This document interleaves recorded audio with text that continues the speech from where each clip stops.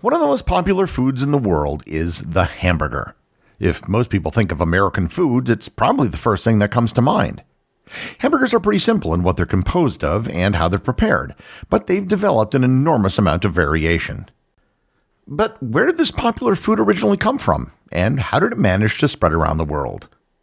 Learn more about the history of the hamburger and how it grew in popularity on this episode of Everything Everywhere Daily.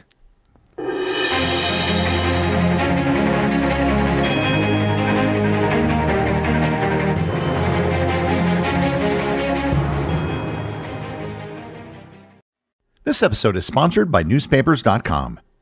Break down genealogy brick walls with a subscription to the largest online newspaper archive.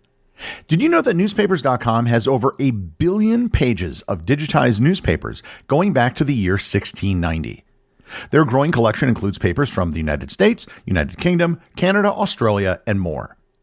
Discover birth and marriage announcements, obituaries, and everyday stories about your ancestors in seconds. Newspapers.com can help you fill in the gaps between vital records and reveal details about your ancestors' lives that you can't find anywhere else. Their easy-to-use search feature will let you filter your results by date, location, specific paper, and more. When you find something interesting, Newspapers.com makes it a snap to share it with your family and friends, and you can even save it directly to your ancestry tree. Come explore 1 billion pages and make infinite discoveries today on Newspapers.com.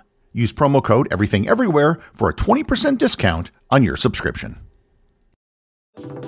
Summer's here, and Nordstrom has everything you need for your best dress season ever. From beach days and weddings to weekend getaways and your everyday wardrobe. Discover stylish options under $100 from tons of your favorite brands like Mango, Skims, Princess Polly, and Madewell. It's easy too with free shipping and free returns, in-store order pickup, and more. Shop today in stores, online at Nordstrom.com, or download the Nordstrom app.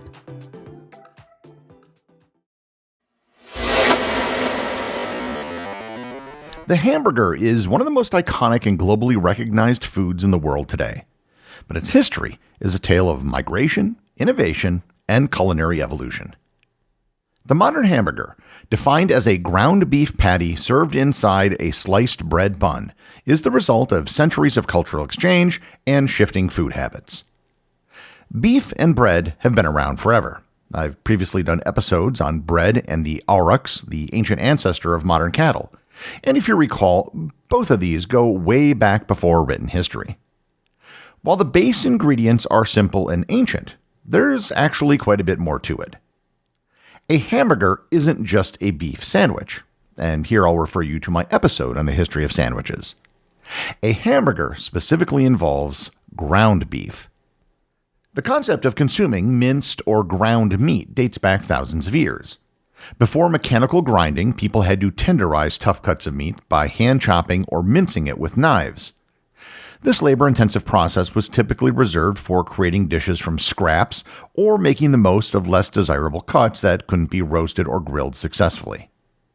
This technique also made it more digestible, especially for people with dental issues or for easier preservation. The Mongols under Genghis Khan are often credited with popularizing the practice of eating raw minced meat, a precursor to the development of steak tartare. Their horsemen would carry raw meat under their saddles to tenderize it and slightly cook it as they rode.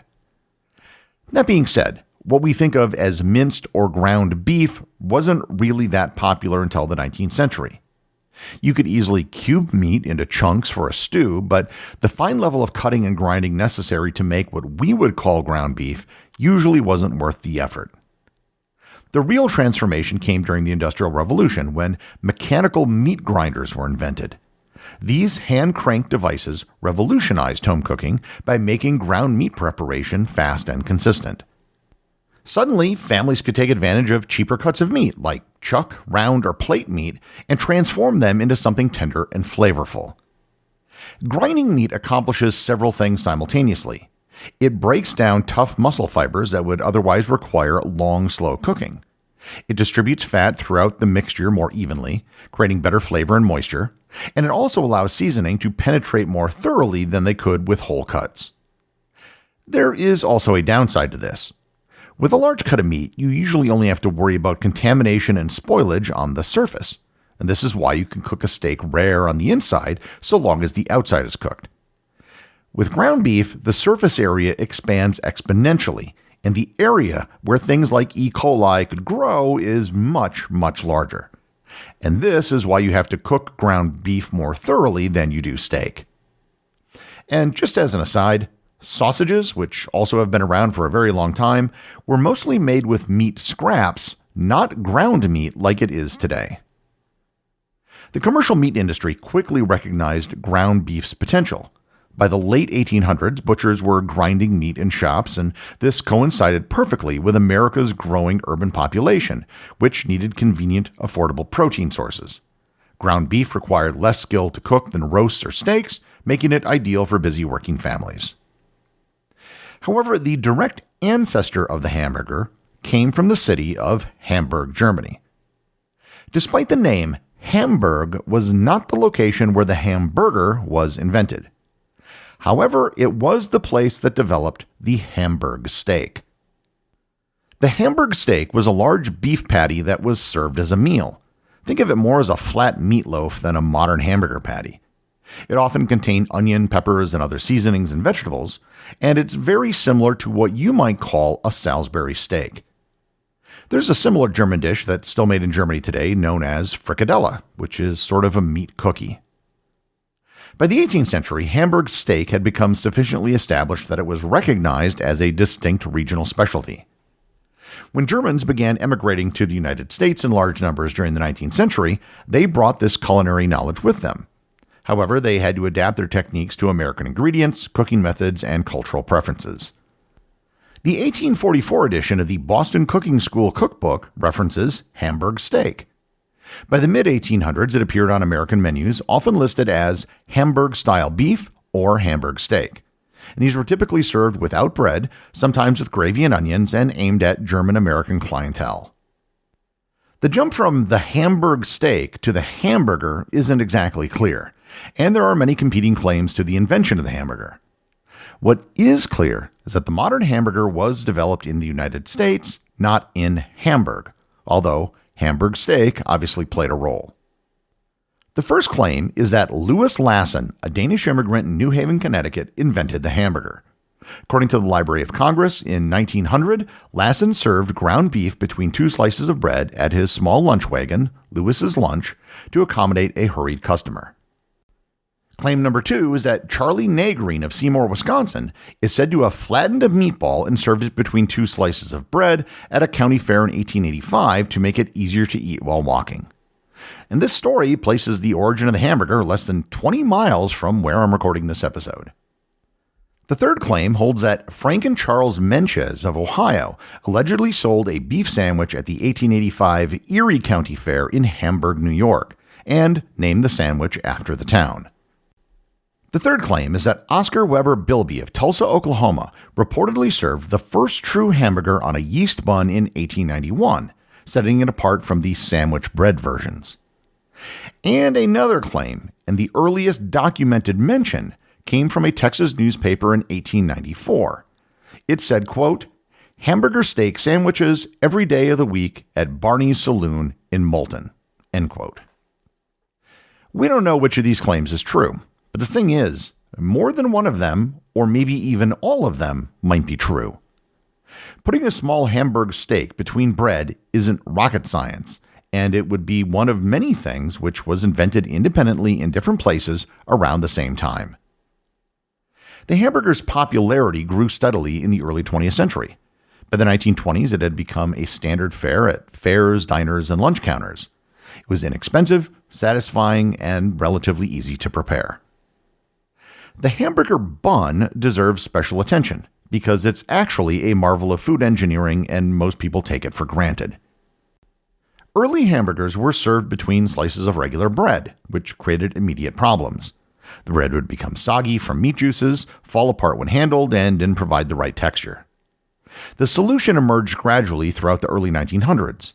Bakers began creating specialized rolls that were sturdy enough to hold fillings without disintegrating, yet soft enough to bite through easily. The key innovations included using enriched dough with eggs and milk for tenderness, creating a slightly dome shape for better structural integrity, and developing the now standard practice of slicing horizontally rather than vertically. A major turning point came with the founding of White Castle in 1921 in Wichita, Kansas. White Castle was the first fast food restaurant chain to standardize the hamburger, promote it as a clean, safe product, and emphasize efficiency in production. The restaurant sold small square sliders for 5 cents, changing public perception of ground beef, which at the time had a questionable reputation.